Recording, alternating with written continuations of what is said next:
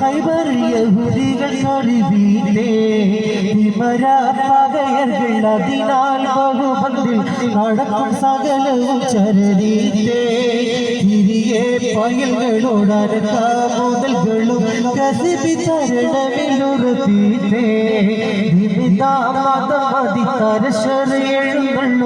ഒഴുതിൽ മുനമതൽ വിപരീതേ ഇരുടൻ അബ്ദുല്ലാഹി ഇബ്നു ഉബയ്യവൻ ഖൈബർ യഹൂദികൾ കരുതിയില്ലേ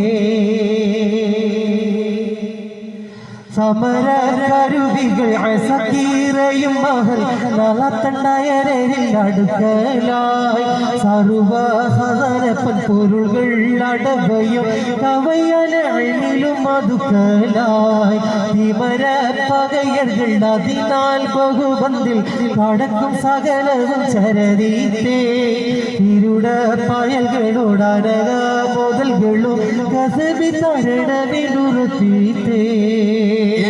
അല്ലാഹുവിന്റെ ഹബീബായ നബി മുഹമ്മദ് മുസ്തഫ സല്ലല്ലാഹു അലൈഹി വസല്ലം തങ്ങളുടെ പ്രിയപ്പെട്ട ആ സ്വഹാബത്ത് ആവേശത്തോടുകൂടെ സന്തോഷത്തോടുകൂടെ അഭിമാനത്തോടുകൂടെ ആ ഖൈബർ എന്ന നാടിനെ ലക്ഷ്യമാക്കിക്കൊണ്ട് മുന്നോട്ട് പോയിക്കൊണ്ടിരിക്കുമ്പോ അല്ലാഹുവിന്റെ ഹബീബിന്റെ പ്രിയപ്പെട്ട സ്വഹാബത്ത് ആവേശത്തോടുകൂടെ തക്ബീറുകൾ ഇങ്ങനെ മുഴക്കിക്കൊണ്ടിരിക്കുകയാണ്. ആ തക്ബീറുകൾ അന്തരീക്ഷത്തിലൂടെ മുഴങ്ങിക്കൊണ്ടിരിക്കുമ്പോ ഈ സംഭവം അല്ലാഹുവിന്റെ പ്രവാചകന്റെ എതിരാളികളായ തൗഹീദിന്റെ വിരോധികളായ യഹൂദികളാകുന്ന ഖൈബറിന്റെ രാജ്യത്തുള്ള ആളുകൾ അറിഞ്ഞിട്ടില്ല. അവരറിയാതിരിക്കുമ്പോഴാണ് പ്രവാചകന്റെ പ്രിയപ്പെട്ട സ്വഹാബത്ത് എല്ലാവരും കൂടെ അങ്ങോട്ട് കടന്നു ചെല്ലുന്നത്.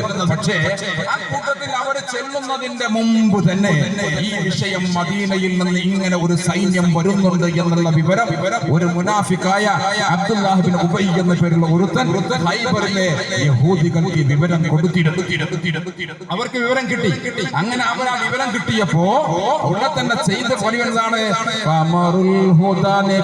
നബിയും അരികളും കുളരും ഓരോമിത്ത് നടക്കലായി കനിന്ത പൊളുതുണ്ട് ഗണത്തെ നടക്കുകിൽ കൊടികൾ പറന്നിരുൾ മികക്കലായി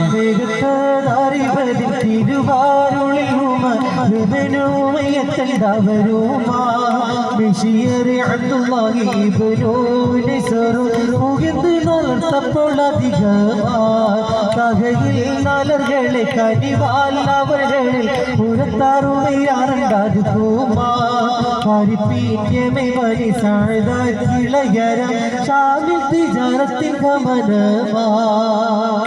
ഈ വരുന്ന വിവരം അവർ അറിഞ്ഞ അതേ മാത്രയിൽ അതേ സമയത്ത് ഉടനെ അവർ എന്താണ് ചെയ്തതെന്ന് അറിയുമോ?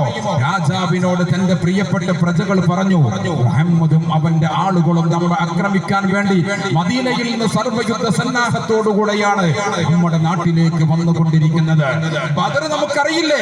നമ്മുടെ ഏറ്റവും വലിയ നേതാക്കന്മാരായ വലിയ വലിയ ആളുകൾ, ആയിരക്കണക്കിന് ആളുകൾ സർവ്വവിധ ആയുധങ്ങളോടുകൂടെ വാള്, കുന്തം, ചാട്ടുളി, വെണ്മ, വെണ്മൈ, ശൂലം, ചക്കിരം, വജ്രം, ഉറമി, കട്ടാരം, മുണ്ട, തൊട്ടി പോലത്തെ കത്തി, ചവണം പോലത്തെ ആയുധങ്ങളുമായിട്ട് നമ്മെ ആക്രമിക്കാൻ വേണ്ടി നമ്മൾ എല്ലാ സന്നാഹത്തോടും ചെല്ലുമ്പോ ഒരായുധങ്ങളും ഇല്ലാതെ വെറും കയ്യോടുകൂടെ വെറും കയ്യിങ്ങനെ പതുക്കെ തിരമ്മ പിടിച്ചുകൊണ്ട്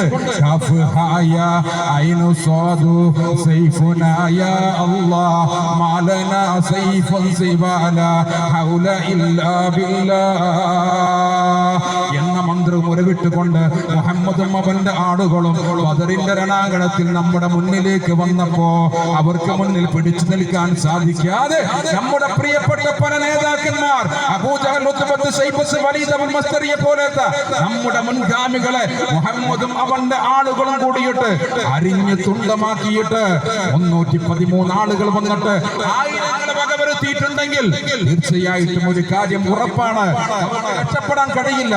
അതുകൊണ്ട് എന്തെങ്കിലും ഒരു തീരുമാനം കാണണമെന്ന് പറഞ്ഞപ്പോ രാജാവ് പറഞ്ഞു,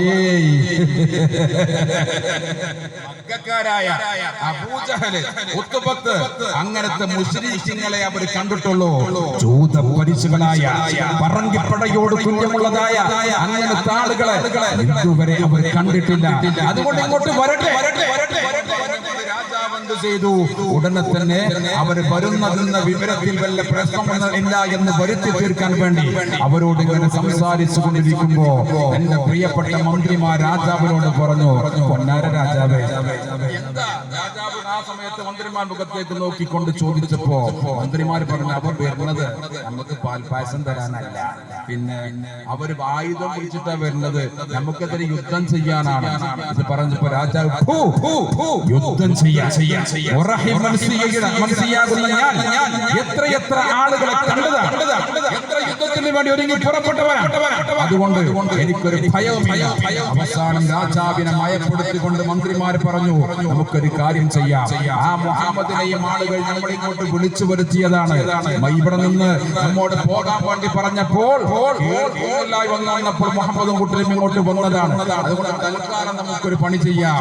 മുഹമ്മദിന്റെ മുന്നിൽ പിടിച്ചു നിൽക്കാൻ നമ്മൾ എത്രയും പെട്ടെന്ന് നമ്മുടെ കോട്ടയുടെ വാതില് അടക്കുക.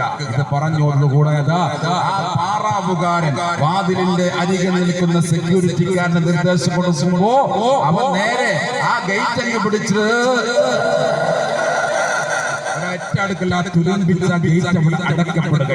അടക്കപ്പെട്ട സമയത്ത് തന്നെ അവിടെ ഞങ്ങളുടെ താഴിട്ട് പൂട്ടി. എന്നിട്ട് രാജാവിനോട് പറഞ്ഞു, രാജാവേ, പേടിക്കേണ്ടതില്ല, മുഹമ്മദും പട്ടാളക്കാരും പുറത്തു വരികയുള്ളൂ, ഉള്ളിലേക്ക് അടക്കാനുള്ള പെർമിഷൻ അവർക്കില്ല. അങ്ങനെ രാജാവിനോട് പറഞ്ഞപ്പോ എന്നാ രാജാവ് പറഞ്ഞു, നമുക്ക് ഇവിടെ 10 കോട്ടകളുണ്ട്. എത്രയും പെട്ടെന്ന് ഈ 10 കോട്ടകളിൽ പെട്ടതായ നഫാത്ത് എന്ന കോട്ടയും അതുപോലെ കശ്മീർ എന്ന കോട്ടയും അതുപോലെ നാദിം എന്ന കോട്ടയും, ഈ 3 കോട്ടകളുടെ ഉള്ളിലും നമുക്ക് വേണ്ട വസ്തുക്കളൊക്കെ റെഡിയാക്കി സജ്ജമാക്കി ഒരുക്കി അവിടെ വെക്കുക. ആ വാതിൽ അങ്ങോട്ട് അടക്കുക. അങ്ങനെ ഒരു കോട്ടയുടെ ഉള്ളിൽ അവിടുത്തെ ആയുധങ്ങൾ മൊത്തം കൊണ്ടുപോയി വെക്കുന്നു. മറ്റൊരു കോട്ടയുടെ ഉള്ളിൽ ഭക്ഷണ സാധന സാമഗ്രികൾ കൊണ്ടുപോയി വെക്കുന്നു. മറ്റൊരു കോട്ടയുടെ ഉള്ളിൽ ആ നാട്ടിലുള്ള അവരുടെ പ്രിയപ്പെട്ട ഭാര്യമാരെയും മക്കളെയും ഒക്കെ കൊണ്ടുപോയി വാതിൽ അവിടെ അടച്ചിട്ട് അവർ സുഖമായിട്ട് അവിടെ ഇരിക്കുകയാണ്. ഇനി അവർക്ക് പേടിക്കാനില്ല. കാരണം എന്താ? മുഹമ്മദും അവന്റെ ആളുകളും പുറത്തു വന്നിട്ട് കുറെ കാലം അവിടെ നിൽക്കും. അവസാനം അവർക്ക് ഗത്യന്തരമില്ലാതെ വരുമ്പോ അവരെന്ത് ചെയ്യും? അവിടുന്ന് പിന്തിരിഞ്ഞ് പൊയ്ക്കൊള്ളും എന്ന ഒരു യുദ്ധതന്ത്രമാണ് അവസാന സമയത്ത് ഈ രാജാവ് പ്രകടിപ്പിക്കുന്നത്, അവിടെ പരീക്ഷിക്കുന്നത്, അവിടെ പ്രയോഗിക്കുന്നത്. അങ്ങനെ രാജാവ് അങ്ങനെ പ്രയോഗിച്ച് അങ്ങനെ നിൽക്കുമ്പോ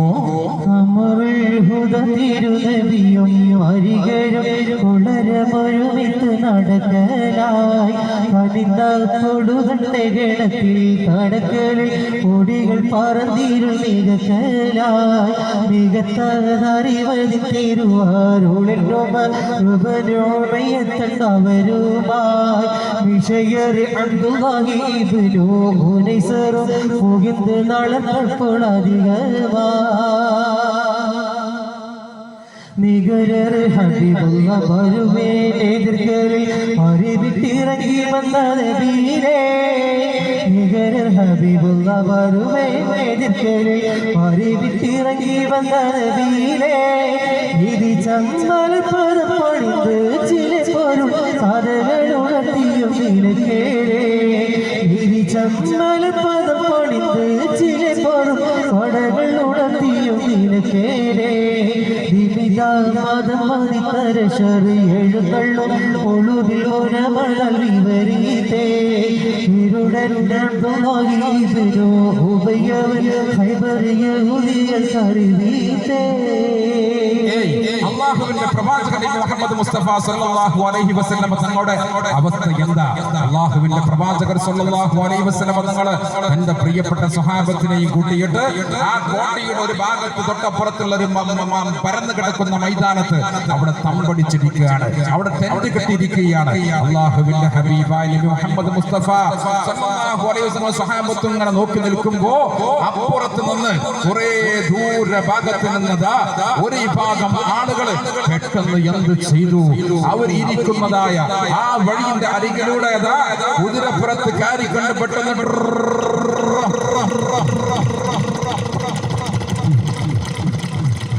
അതുവഴി വന്നപ്പോ അള്ളാഹുവിന്റെ പ്രവാചകൻ മുഹമ്മദ് മുസ്തഫ തന്റെ പ്രിയപ്പെട്ട രണ്ട് സ്വഹാബികളെ വിളിച്ചു.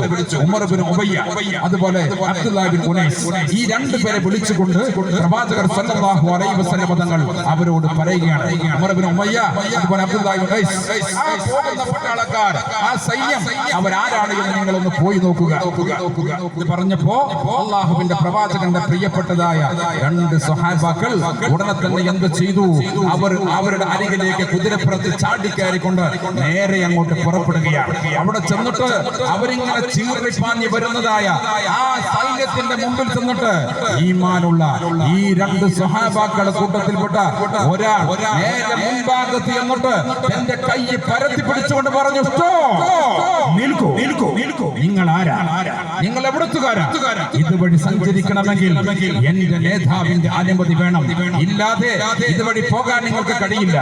ഇത് കേട്ടതോടുകൂടെ ആ വന്നിതര വ്യക്തികൾ പെട്ടെന്ന് അവിടെ ആ സൈന്യത്തിന് ആ യാത്രയ്ക്ക് അവിടെ സ്റ്റോപ്പ് ചെയ്തു. എന്നിട്ട് അവർ ആ കുതിരപ്പുറത്ത് ചാടി താഴേക്ക് അങ്ങോട്ട് ഇറങ്ങിയപ്പോ ഇവർ ചോദിച്ചു, അല്ല, നിങ്ങൾ നിങ്ങളുടെ നേതാവുണ്ട് എന്ന് പറഞ്ഞല്ലോ, ആരാണ് നേതാവ്? ഞങ്ങളുടെ നേതാവോ? ഞങ്ങളുടെ നേതാവ് റഹ്മത്തുൽ ആലമീൻ, ലോകത്തിന് മുഴുവൻ അനുഗ്രഹമായിട്ട് വന്ന നബി മുഹമ്മദ് മുസ്തഫ സല്ലല്ലാഹു അലൈഹി വസല്ലം തങ്ങളാണ് ഞങ്ങളുടെ നേതാവ്. ആ നേതാവ് അപ്പുറത്തുണ്ട്. ഇത് കേട്ടപ്പോ ആദരവോടുകൂടെ, ഭക്തിയോടുകൂടെ, ബഹുമാനത്തോടുകൂടെ ആ യാത്രാ സംഘത്തിൽപ്പെട്ട അവർ നേരെ താഴേക്ക് ഇറങ്ങിയിട്ട് റസൂലുള്ളാഹിനെ അന്വേഷിച്ച് റസൂലുള്ളാഹിന്റെ അരികിലേക്ക് പോവുകയാണ്. അങ്ങനെ ചെന്നിട്ട് അവർ അല്ലാഹുവിന്റെ റസൂലിനോട് സലാം പറഞ്ഞു, അസ്സലാമു അലൈക്കും യാ റസൂലല്ലാഹ്, യാ ഹബീബല്ലാഹ്, യാ ഹബീബ് യാ റസൂലല്ലാഹ്. ഞങ്ങള് ബനൂ സഅദ് ഗോത്രക്കാരായ ഒരു കച്ചവട സംഘമാണ്, ഞങ്ങൾ ആരെയും ആക്രമിക്കാൻ വേണ്ടി പോവുകയല്ല. അള്ളാഹുവിന്റെ പ്രവാചകർ ഇവരുമായി സംസാരിച്ചപ്പോ അള്ളാഹിന്റെ പ്രവാചകനോട് പറഞ്ഞ, നബിയെ, ഞങ്ങൾ വരുന്നത് ഖൈബറിന്റെ മറ്റൊരു മാർഗത്തിലൂടെയാണ്, ഒരു വഴിയിലൂടെയാണ്. അങ്ങനെ നിങ്ങൾ വരുമ്പോ അവിടെ എന്തെങ്കിലും നിങ്ങൾ കണ്ടോ എന്ന് അള്ളാഹുവിന്റെ പ്രവാചകർ ഈ ബനൂ സഅദ് ഗോത്രക്കാരോട് അങ്ങോട്ട് ചോദിച്ചപ്പോ, അണ്ടവരാഗയം കണ്ടറിൽ ആശയിൽ അമ്പാർത്ത പേശിയാരെ ശമ്യത്തോര കാണോ നടത്തമാന പോകിന്തോരോ നണ്ടേ സാഹാരും വേഗം വീടന്നു പോകലായ ചെണ്ട് ഭീതി ഹൈബരണ്ട് വേദിനീ കണ്ടമ്മാതിൽ വാളുണ്ടൻ മൂറൈബി കവയൻ പീഡാറ്റിൽ നബിയിറങ്ങി അപ്പോൾ റസൂലിൽ ബാലൂറ്റാ. നിങ്ങൾ അവിടെ വല്ലതും കണ്ടോ? കണ്ട കാര്യങ്ങൾ എന്താണ് എന്ന് ചോദിച്ചപ്പോൾ ഈ വന്നതായിരിക്കുന്ന കച്ചവട സംഘത്തിന്റെ നേതാക്കൾ പ്രവാചകനോട് പറയുന്ന, നബിയെ, ഖൈബർ വഴി ഞങ്ങൾ ഇങ്ങനെ അപ്പുറത്തുകൂടെ വരുമ്പോ അവിടെ പല സംഗതികളും ഞങ്ങൾ കണ്ടിട്ടുണ്ട്. അതെന്താണ് ഞങ്ങൾ കണ്ടത്? മറ്റൊന്നുമല്ല, പരിശുദ്ധമായ തൗഹീദിനെ ഇല്ലായ്മ ചെയ്യാൻ, പരിശുദ്ധ ഇസ്ലാമിനെ കടിച്ചു കീറാൻ ആവേശത്തോടുകൂടെ യുദ്ധസന്നാഹങ്ങൾ നടത്തിക്കൊണ്ട് രാജാവും പരിവാരങ്ങളും ആ കോട്ടയുടെ ഉള്ളിൽ കാത്തിരിക്കുകയാണ്. നബിയെ, നിങ്ങളെയും ആളുകളെയും ഈ വാർത്ത അങ്ങ് കേട്ടതോടുകൂടെ പ്രവാചകർ തന്റെ പ്രിയപ്പെട്ട സ്വഹാബത്തിനോട് പറഞ്ഞു, സ്വഹാബ, കുറച്ചും കൂടെ അടുത്തേക്ക് നമ്മൾ നീങ്ങുക, കുറച്ചും കൂടെ അടുത്തേക്ക് നീങ്ങുക എന്ന് പറഞ്ഞപ്പോ എല്ലാവരും പ്രവാചകനോട് എഴുന്നേറ്റത് ആ മൈതാനത്ത് നിന്ന് ആ കോട്ടയുടെ ഒന്നും കൂടെ അടുത്തേക്ക് ചെല്ലുമ്പോ അള്ളാഹുവിന്റെ പ്രവാചകന്റെ പ്രിയപ്പെട്ട സ്വഹാബി, ആ സ്വഹാബി അഥവാ ബഹുമാനപ്പെട്ട ഖബ്ബാബ് റളിയല്ലാഹു അൻഹു അള്ളാഹുവിന്റെ പ്രവാചകനോട് പറയുന്നു, നബിയെ, നമ്മൾക്ക് ഇവിടെ തമ്പടിക്കാൻ പറ്റില്ല, ഈ സ്ഥലം നമുക്ക് പറ്റിയതല്ല. കാരണം എന്താ?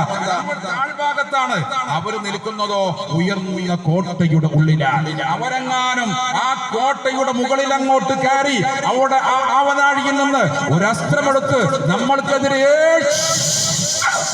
അങ്ങോട്ട് പ്രയോഗിച്ചാൽ ഒരുപക്ഷേ നമ്മുടെ ശരീരത്തിൽ വന്നത് തറച്ചുകൊണ്ട് നമ്മൾ ഓരോരുത്തരും ഇല്ലാതെയായി പോകും, നമ്മൾ പരാജയപ്പെടും. അതുകൊണ്ട് ഇവിടെ നിൽക്കുന്നത് ബുദ്ധിയല്ല, നമുക്ക് കുറച്ച് അപ്പുറത്തേക്ക് മാറി നിൽക്കാം എന്നും പറഞ്ഞുകൊണ്ട് പ്രിയപ്പെട്ട നബി സല്ലല്ലാഹു അലൈഹി വസല്ലം തങ്ങൾ തന്റെ പ്രിയപ്പെട്ട സ്വഹാബത്തിനെയും കൂട്ടിയിട്ട് ഒരു ഭാഗത്തിലേക്ക് അങ്ങോട്ട് മാറി.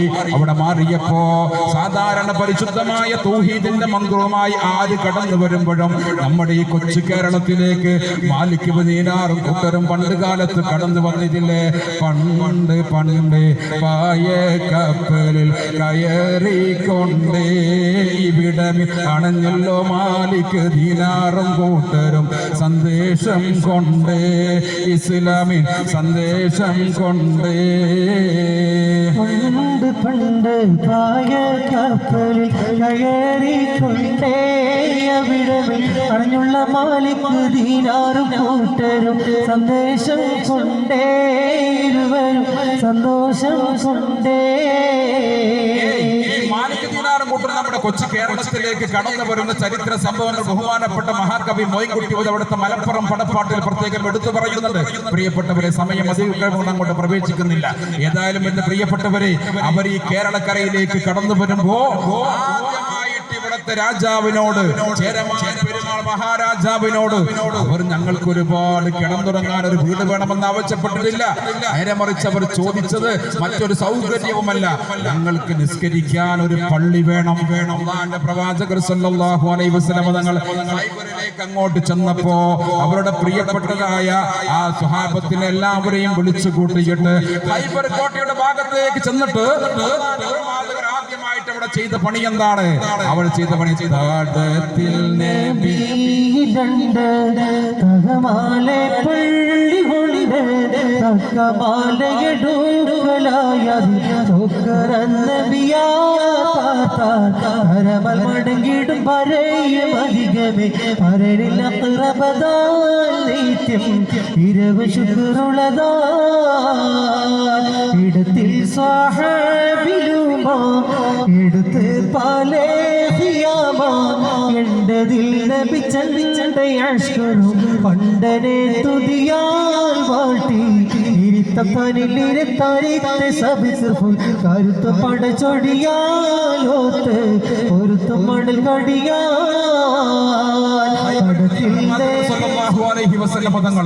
എന്റെ പ്രിയപ്പെട്ടതായ ആ സ്വഹാബത്തിനെ എല്ലാം കൂട്ടിയിട്ട് ആദ്യമായി അവിടെ ഉണ്ടാക്കി കൊടുത്തത് ഒരൊറ്റ പള്ളിയാണ്. ഒരു പള്ളി ഉണ്ടാക്കി. എങ്ങനെയാണ് പള്ളി ഉണ്ടാക്കിയത്? ഒരു ഈന്തപ്പന ഓലയെടുത്തിട്ട് അതിന്റെ തണ്ടെടുത്തിട്ട് നിസ്കരിക്കാൻ സൗകര്യപ്പെടുന്ന രൂപത്തിൽ അള്ളാഹുവിന്റെ പ്രവാചകൻ നബി മുഹമ്മദ് മുസ്തഫ സല്ലല്ലാഹു അലൈഹി വസല്ലം തങ്ങളും പ്രിയപ്പെട്ട സ്വഹാബത്തും കൂടെ ആദ്യമായിട്ട് അവിടെ ഒരു പള്ളി നിർമ്മിക്കുകയാണ്. അങ്ങനെ പള്ളി നിർമ്മിച്ചു. എന്തിനാ? അവർക്ക് നിസ്കരിക്കണം, അവർക്ക് മറ്റുള്ള എല്ലാ ആരാധനകളും അവിടെ വെച്ചുകൊണ്ട് ചെയ്യണം. എവിടെ പോയാലും സമയം വെറുതെ വേസ്റ്റാക്കി കളയാതെ പരിശുദ്ധമായ തൗഹീദിന്റെ ആ മന്ത്രധ്വനികൾ മനസ്സിന്റെ ഉള്ളിൽ ഈമാനികാവേശം കൊണ്ട് അലയടിച്ചുയരുന്ന സ്വഹാബത്തിനിക്ക് നിസ്കരിക്കാൻ പ്രവാചകർ പള്ളി അങ്ങനെ ഉണ്ടാക്കി കൊടുക്കുകയാണ്. അള്ളാഹുവിന്റെ പ്രവാചകർ സല്ലല്ലാഹു അലൈഹി വസല്ലം തങ്ങള് ആ പള്ളി നിർമ്മിച്ച ആദ്യമായിട്ട് ഖൈബറിന്റെ ആ മണ്ണില് ആ പള്ളി നിർമ്മിച്ചുകൊണ്ട് പ്രവാചകനും സ്വഹാബത്തും അവിടെ ഇബാദത്തുമായി ഇങ്ങനെ കഴിഞ്ഞു കൊടുക്കുകയാണ്. അങ്ങനെ അന്ന് വൈകുന്നേരമായപ്പോ എല്ലാവരും സുഖമായിട്ട് യാത്രാക്ഷീണം കൊണ്ട് ഉറങ്ങി. സുബഹിന്റെ ബാങ്കിന്റെ ധ്വനി കേട്ടപ്പോ അല്ലാഹുവിന്റെ പ്രവാചകന്റെ സ്വഹാബത്തിന്റെ ഖൈമയിൽ നിന്ന് സ്വഹാബാക്കൾ ബാങ്കിന്റെ ധ്വനി അങ്ങോട്ട് വിളിച്ചു പറഞ്ഞപ്പോ അല്ലാഹുവിന്റെ പ്രവാചകന്റെ സ്വഹാബത്തെല്ലാവരും വന്നിട്ട് നിസ്കാരം ജമാഅത്തായി കൊണ്ട് നിർവഹിച്ചു. നാട്ടിലെ പോലെ തന്നെയാണ് സുബഹിന്റെ ബാങ്ക് കേട്ട ഈ പരിസരത്ത് ഒരു വീട്ടിലൊരു മനുഷ്യനുണ്ടാവില്ല, പള്ളി ഫുള്ളാണ്. നമ്മുടെ നാട്ടിന്റെ അതേ സ്വഭാവം എവിടെ? അവിടെയും ഖൈബറിന്റെ പ്രവാചകന്റെ സ്വഹാബത്തിന്റെ കാലത്ത് അല്ലാഹു തആല നമ്മുടെ നാട്ടില് റഹ്മത്തും ബറക്കത്തും പ്രദാനം ചെയ്യുമാറാവട്ടെ. പ്രിയപ്പെട്ടവരെ, ഈ നാട്ടിലെ പള്ളി എന്നൊക്കെ പറഞ്ഞാല് നമ്മൾ കഴിയുന്ന ആളുകളൊക്കെ ആ ജമാഅത്തിലും മറ്റുമൊക്കെ പങ്കെടുക്കാനും ഒറ്റക്ക് നിസ്കരിക്കുന്നതിനേക്കാൾ 27 ഇരട്ടി പ്രതിഫലം ലഭിക്കുന്ന മഹത്തായ ആ നിസ്കാരത്തിന് പള്ളി പള്ളിയിലേക്ക് ഹാജരാകാൻ മുഹമ്മദ് റസൂലുള്ളാഹി നമ്മോട് പഠിപ്പിച്ചിട്ടുണ്ട് എങ്കിൽ അത് പ്രവാചക ചര്യയിൽപ്പെട്ട നല്ല ഒരു കാര്യമാണെന്ന് മനസ്സിലാക്കി പ്രിയപ്പെട്ടവരെ പള്ളിയിൽ ജമാഅത്തിനും മറ്റുള്ള കാര്യങ്ങൾക്കും ഒക്കെ എത്തിച്ചേരും. അതെ, ജമാഅത്ത് അടക്കട്ടെ, ജമാഅത്ത് വരാൻ തന്നെ നേരല്ലപ്പം. എന്താ പണി പ്രത്യേകിച്ച് പരിപാടി ഒന്നും തോണ്ടണ്ടേ. ഇത് ഇരുന്ന് ഇങ്ങനെ തോണ്ടിക്കുത്തിരിക്കുക, രാവിലെ മുതൽ വൈകുന്നേരം വരെ തോണ്ടിക്കുത്തിരിക്കുക. എന്നിട്ടോ അതിന് വല്ലതും കിട്ടാണ്ട, ഒന്നും കിട്ടാനുമില്ല. ഏതായാലും എന്റെ പ്രിയപ്പെട്ടവരെ, സാഹചര്യം കൊണ്ട് പറയുകയാണ്, പള്ളികളൊക്കെ ഇന്ന് വളരെയധികം, നമ്മുടെ പള്ളി മാത്രമല്ല എല്ലാ പള്ളിയിലും ആളുകൾ വളരെ ചുരുങ്ങിക്കൊണ്ടിരിക്കുകയാണ്. ആളുകൾ ചുരുങ്ങുമ്പോൾ നമ്മൾ മനസ്സിലാക്കണം, നമ്മുടെ നാടിന് പ്രത്യേകമായ ഐശ്വര്യവും ബറക്കത്തും ഒക്കെ ഇല്ലാതെയായി കുറഞ്ഞു പോയിക്കൊണ്ടിരിക്കും. കഴിയുന്ന ആളുകളൊക്കെ ജമാഅത്തിനും മറ്റുള്ള കാര്യങ്ങൾക്കൊക്കെ പള്ളിയുമായി ബന്ധപ്പെട്ട് ജീവിക്കണമെന്ന് സാന്ദർഭികമായിട്ട് ഉണർത്തുകയാണ്. ഇവിടെ മുഹമ്മദ് റസൂലുള്ളാഹി സ്വല്ലല്ലാഹു അലൈഹി വസല്ലമയുടെ സ്വഹാബത്ത് ബാങ്കിന്റെ ധ്വനി അങ്ങോട്ട് വിളിച്ചു പറഞ്ഞപ്പോ എല്ലാവരും ജമാഅത്തായിക്കൊണ്ട് നിസ്കരിച്ചു. നിസ്കാരം കഴിഞ്ഞിട്ട് ഈ സ്വഹാബാക്കൾ എല്ലാവരും കൂടെ ഒരു ഭാഗത്ത് ഇങ്ങനെ കൂട്ടം കൂടിയും മറ്റും ഇങ്ങനെ നിന്ന് ഒരു ഭാഗത്ത് ഇങ്ങനെ മാറി നിൽക്കുകയാണ്. ഈ സമയത്ത് ആ കോട്ടയുടെ ഉള്ളില് രാജാവും പരിവാരങ്ങളും അടക്കപ്പെട്ട കോട്ടയുടെ ഉള്ളില് അവർ സുഖമായിട്ട് നിൽക്കുമ്പോ അതിന്റെ ഉള്ളിലുമുണ്ട് കുറെ പാവപ്പെട്ട ആളുകള്, സാധുക്കളായ മനുഷ്യന്മാര്. അവർക്കെന്താ പണി? രാവിലെ മുതൽ വൈകുന്നേരം വരെ തോട്ടത്തിൽ ജോലിയെടുക്കുക. രാജാവ് വല്ലതും കൊടുത്തിട്ടുണ്ട് എങ്കിൽ ആ കൊടുത്തതുമായിട്ട് അവിടെ ആരോട്